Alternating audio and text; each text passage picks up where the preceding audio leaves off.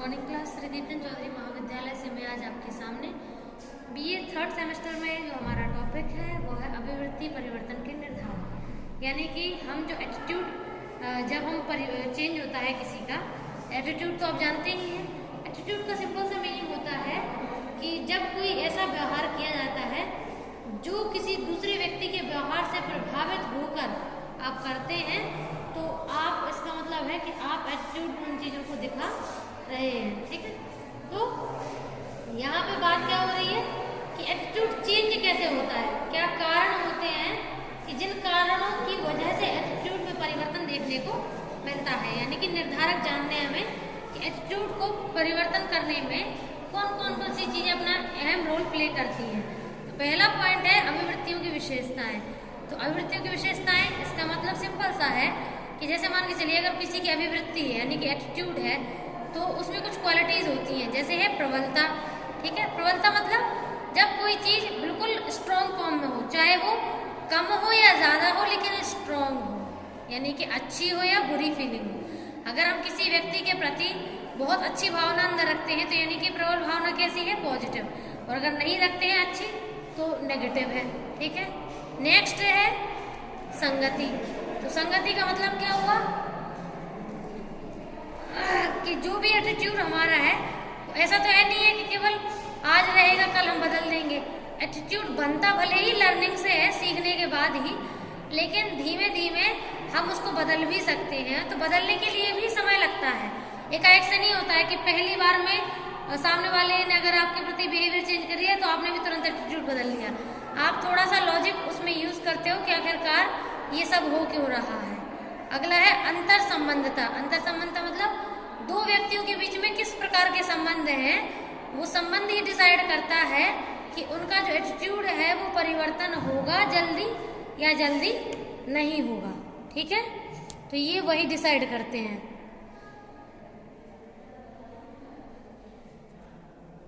है ना, इसके बाद है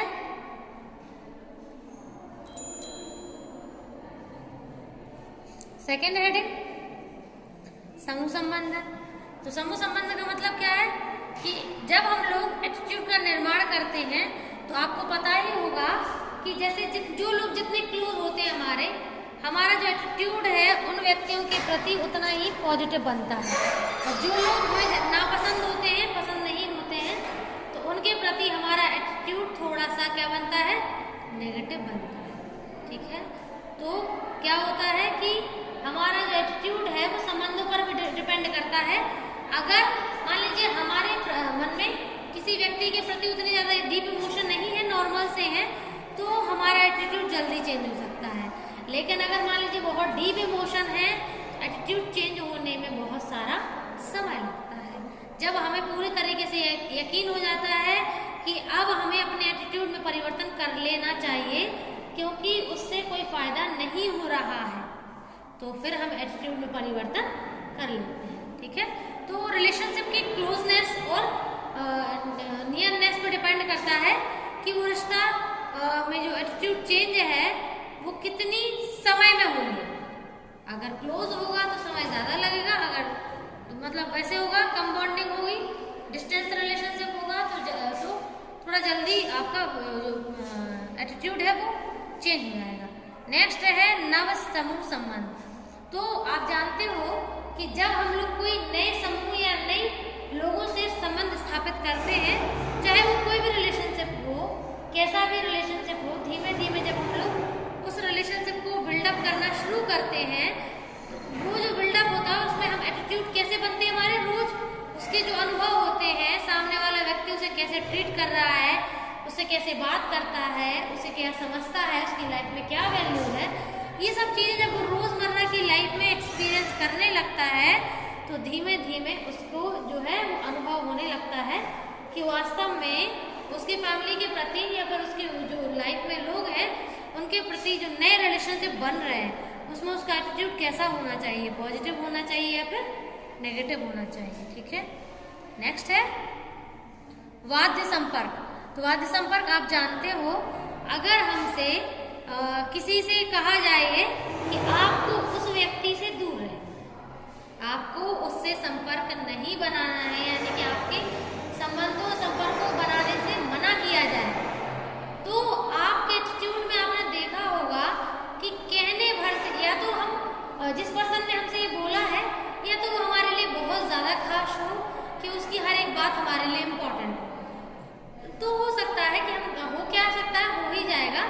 कि हम उतना ज़्यादा फिर उन रिलेशनशिप में बॉन्ड नहीं करेंगे। लेकिन अगर मान लीजिए जिस पर्सन ने बोला है उससे हमारा ज़्यादा अच्छा रिलेशनशिप नहीं है, तो जो बात उसने किया है, संपर्क बनाने से उसने मना किया है, मोस्टली क्या होगा कि हम वही संपर्क बनाएंगे। ठीक है।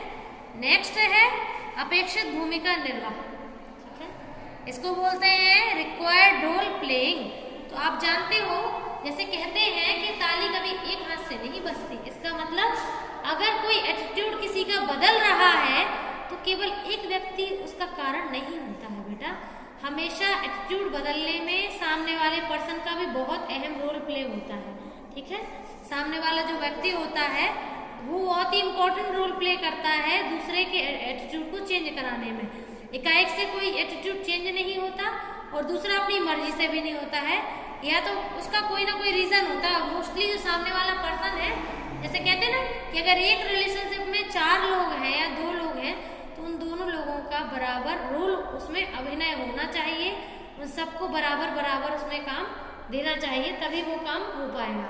तो इसका मतलब ये नहीं है ना कि एक ही पर्सन कोशिश करे और रिलेशनशिप बन जाए, तो ऐसा नहीं होगा ना। तो नेचर मतलब एक तरीके से अगर एक ही व्यक्ति अपनी भूमिका का निर्वाह कर रहा है और अन्य व्यक्ति नहीं कर रहे हैं तो धीमे धीमे उस एक व्यक्ति के भीतर चेंजेस देखने को मिलेंगे। नेक्स्ट है व्यक्तित्व परिवर्तन। तो हम मानते हैं स्वभाव में परिवर्तन कभी नहीं होता है, स्वभाव में कोई कर भी नहीं सकता है। थोड़ा बहुत वो अपने आप को थोड़ा मोल्ड कर लेगा, चीज़ों से पलट लेगा, लेकिन हमेशा उन चीज़ों से अलग नहीं हो पाएगा। ठीक है, इसीलिए जो व्यक्तित्व के जो परिवर्तन होते हैं वो मोस्टली वही वाले परिवर्तन हो जाते हैं जो सीखे हुए होते हैं, जो जन्मजात आनुवांशिक रूप के में हमें मिलते हैं, वो हमारे अंदर कभी भी चेंज नहीं होते हैं। नेक्स्ट है अभिव्यक्ति परिवर्तन या प्रचार। तो एटीट्यूड जब चेंज होता है तो थोड़ा बहुत आसपास के लोगों को भी एक्सपीरियंस हो जाता है, और जब एटीट्यूड उसका चेंज हो रहा होता है तो उस व्यक्ति के जो व्यक्तित्व है उसके अभिव्यक्ति में परिवर्तन देखने को धीमे धीमे मिलते हैं। नेक्स्ट है जनमाध्यम और संप्रेषण। तो आप जानते हो टीवी है, रेडियो है, गूगल, आजकल इतने ऑनलाइन ऐप हैं, ठीक है, इतनी ऑनलाइन न्यूज़ है, ये सब कुछ क्या है, ये ऐसा माध्यम है जिससे व्यक्तियों के व्यवहार में परिवर्तन देखने को मिलता है। जैसे पहले के टाइम पे उतना था नहीं कुछ, अब तो कितनी सारी चीज़ें हैं, सेलिब्रिटीज़ हैं, ठीक है, तो अब तो कितने सारे लोग जो हैं वो एक दूसरे से रिलेशनशिप को बॉन्ड करते हैं। ठीक है, तो और मोस्टली ऐसा होता है कि सेलिब्रिटीज से अट्रैक्शन वाली फीलिंग आने लगती है। ऐसा क्यों होता है? क्योंकि हम लोग बहुत सारी एक तरीके से ये जो मल्टीमीडिया है इनसे जुड़ चुके हैं, तो बाहर की जितनी भी न्यूज़ हैं, जो कुछ भी करंट अपडेट्स हैं, वो सारी चीज़ें हम तक बहुत जल्दी मिल जाती हैं। जो वहाँ घट रहा है यहाँ हमको देखने को मिल जाता है। इसका मतलब हम अपडेट रहते हैं। जब अपडेट रहते हैं तो फिर हमारे ऊपर उन चीज़ों का, हमारे व्यवहार में उन चीज़ों का परिवर्तन देखने को मिलता है। ठीक है, नेक्स्ट है प्रतिष्ठा संसूचन। तो प्रेस्टीज सजेशन बोलते हैं इसको। तो आप जानते हो कि जब किसी व्यक्ति के व्यवहार में अपनी प्रेस्टीज को लेकर के उसको डाउट्स लगे कि मतलब उसकी प्रेस्टीज पे सवाल उठने वाले हैं या उठ रहे हैं, तो फिर वो अपने एटीट्यूड में चेंज कर लेता है, क्योंकि अगर इसी प्रेस्टीज के साथ वर्क करेगा तो आगे लोग उसको बहुत गलत या फिर उसके साथ बहुत गलत कर सकते हैं। लास्ट है सूचना संप्रेषण की विधियाँ। सूचना संप्रेषण मतलब आप जानते हो जब हम अपने विचारों का आदान प्रदान करते हैं, चाहे वो किसी विधि से करें, तो हम जब सूचनाओं का आदान प्रदान होता है तो एक तरीके से कह सकते हैं हम लोग कि हमारे एटीट्यूड में भी परिवर्तन देखने को मिलता है। मान लीजिए अगर आपकी एक खास सहेली आपकी दूसरी सहेली के बारे में कुछ बताए या आपके बारे में उसने कुछ बोला हो और आपको पता चल गया हो, तो धीमे धीमे आपके एटीट्यूड में परिवर्तन होने को देखने को मिल जाते हैं। Okay, thank you.